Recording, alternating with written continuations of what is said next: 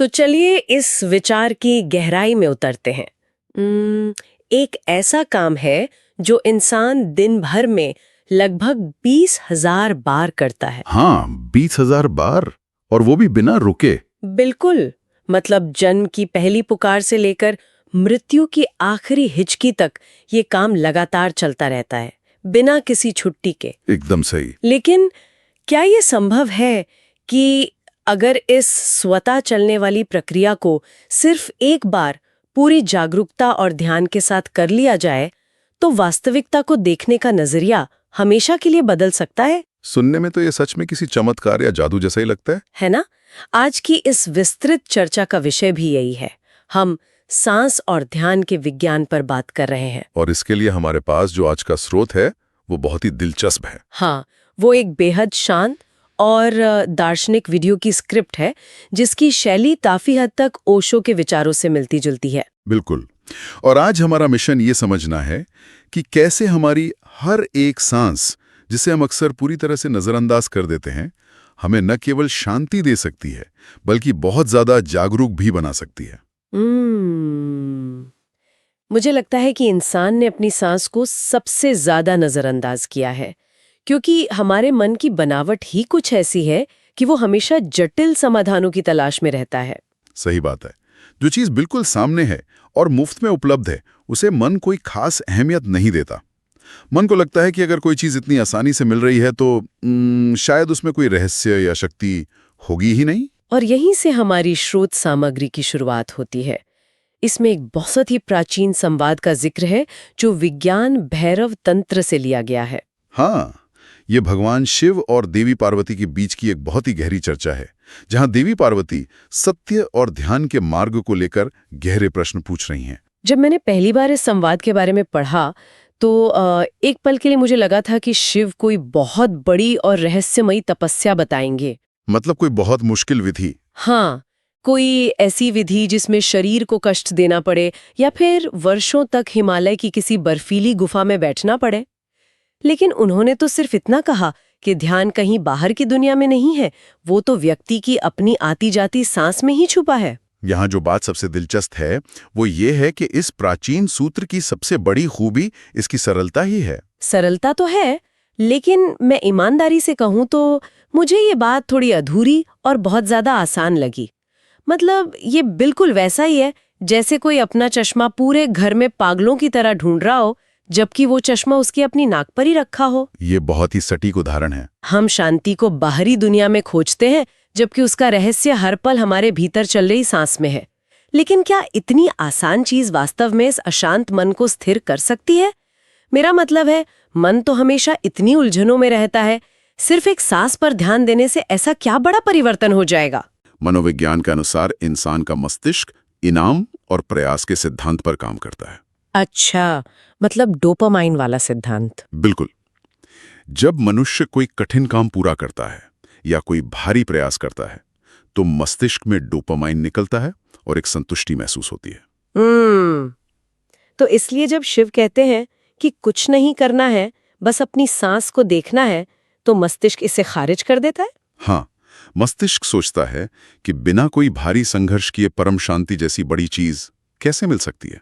तो समस्या इस विधि की सरलता में नहीं है, समस्या हमारी उस मानसिक कंडीशनिंग में है जो हर चीज में संघर्ष ढूंढने की आदी हो चुकी है। एकदम सही कहा आपने। इंसान हमेशा शांति को किसी बड़ी उपलब्धि से जोड़कर देखता है, जैसे किसी नए पद पर पहुंचना या बैंक में एक पक्की रकम जमा कर लेना।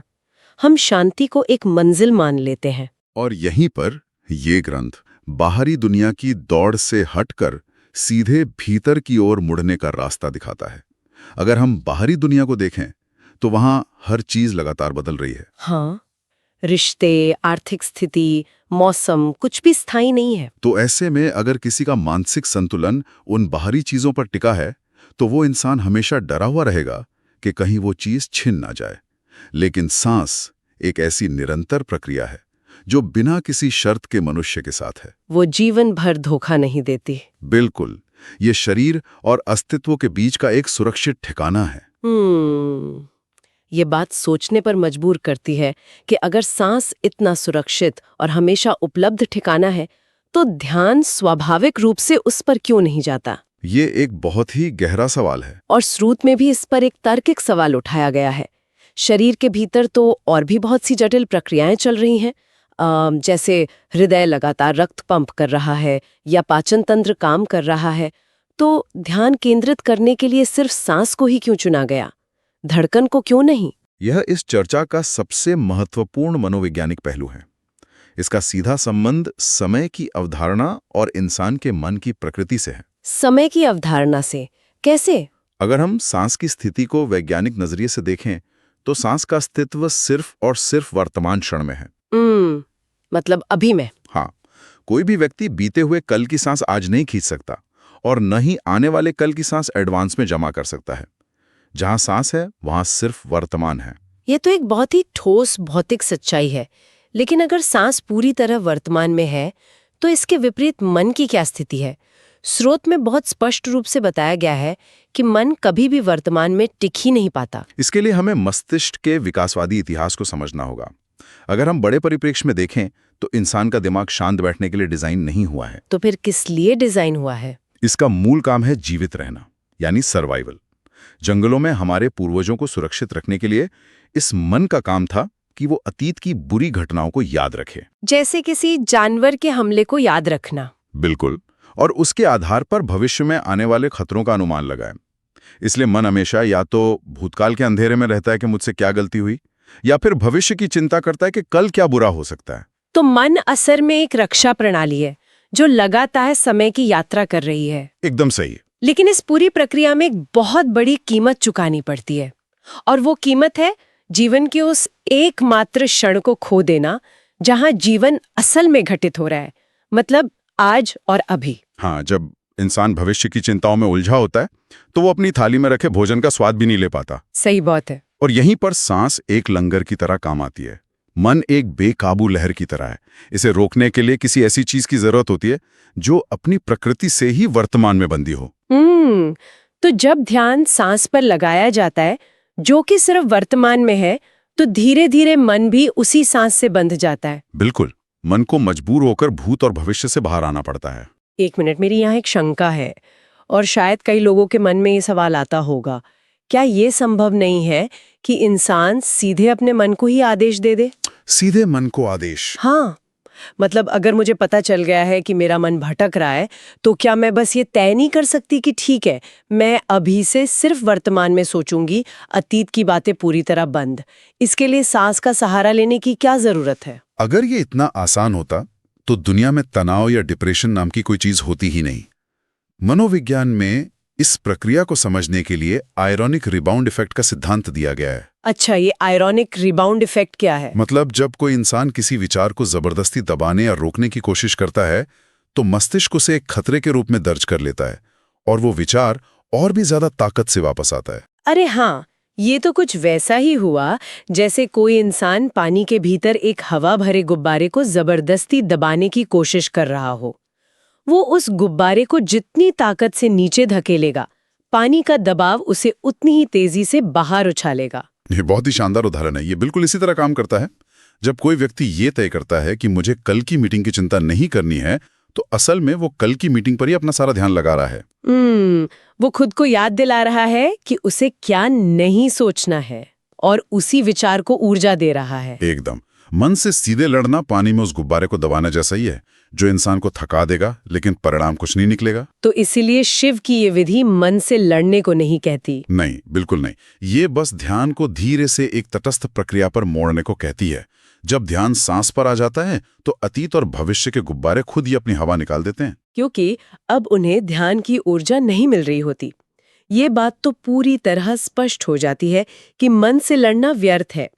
लेकिन इस विधि का जो व्यावहारिक हिस्सा स्रोत में दिया गया है, वो मुझे एक अजीब सी उलझन में डालता है। कौन सा हिस्सा? उसमें कहा गया है कि जब सांस नथुनों से अंदर जाए तो सिर्फ उसे महसूस करना है और जब बाहर आए तो उसे देखना है। लेकिन सबसे बड़ी शर्त ये है कि सांस की गति या लय को बदलना नहीं है। हाँ, यही सबसे अहम नियम है। ये बदलना नहीं है वाली बात सुनने में आसान लगती है, लेकिन मुझे लगता है कि ये सबसे मुश्किल काम है। असल में यही वो शर्त है जो इस पूरी प्रक्रिया की मास्टर की है। क्योंकि जैसे ही कोई सांस को बदलने की या उसे लंबा छोटा करने की कोशिश करता है, वो फिर से ध्यान की अवस्था से बाहर आ जाता है। मेरी उलझन ठीक यही है। देखिए, अगर मैं अपनी सांस को देखने के लिए आंखें बंद करके बैठती हूँ तो मेरा दिमाग तुरंत एक जज बन जाता है। हाँ, वो कमियां निकालने लगता है। बिल्कुल। वो मुझसे कहता है कि अरे तुम्हारी सांस तो बहुत उथली आ रही है, ऐसे गहरा करो, या सांस छोड़ते हुए आवाज आ रही है, ऐसे शांत करो। ये एक बहुत ही आम समस्या है। ये तो ऐसा है जैसे कोई बालकनी में आराम से बैठकर नीचे सड़क पर आते जाते ट्रैफिक को सिर्फ देखना चाहता है, लेकिन मन उसे जबरदस्ती नीचे सड़क पर भेज देता है और वहां जाकर इंसान ट्रैफिक पुलिस की तरह हर गाड़ी की रफ्तार तय करने लगता है। बहुत खूब। तो सवाल ये है कि खुद को ये ट्रैफिक पुलिस बनने से कैसे रोका जाए? इसे समझने के लिए हमें दर्शन के कर्ता और साक्षी भाव के बीच के अंतर को समझना होगा।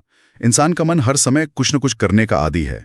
उसे लगता है कि बिना सुधार किए कोई परिणाम नहीं मिल सकता। तो ध्यान को भी वो एक काम बना लेता है। हाँ, वो सांस को सुधारने लगता है, लेकिन जैसे ही मन कुछ सुधारने में लगता है, वो भविष्य का एक लक्ष्य बना लेता है कि मुझे अगले 5 मिनट तक ऐसी ही गहरी सांस लेनी है। और जहां भविष्य का लक्ष्य आया, वहां वर्तमान उसी पल खत्म हो गया। एकदम। इसलिए सूत्र स्पष्ट रूप से कहता है कि कुछ मत बदलो। अगर सांस टेढ़ी मेढ़ी है तो उसे वैसी ही रहने दो। बस ये जान लो कि वो तेज या टेढ़ी है। ये शुद्ध अवलोकन है। मतलब इंसान करता नहीं रहता, सिर्फ एक दर्शक या गवाह बन जाता है। बिल्कुल। जब कोई बिना किसी गाड़ी को रोके सिर्फ ट्रैफिक देखता रहता है तो धीरे धीरे उसका उस शोरगुल से मानसिक जुड़ाव टूट जाता है। वो खुद को उस शांत बालकनी के रूप में महसूस करने लगता है।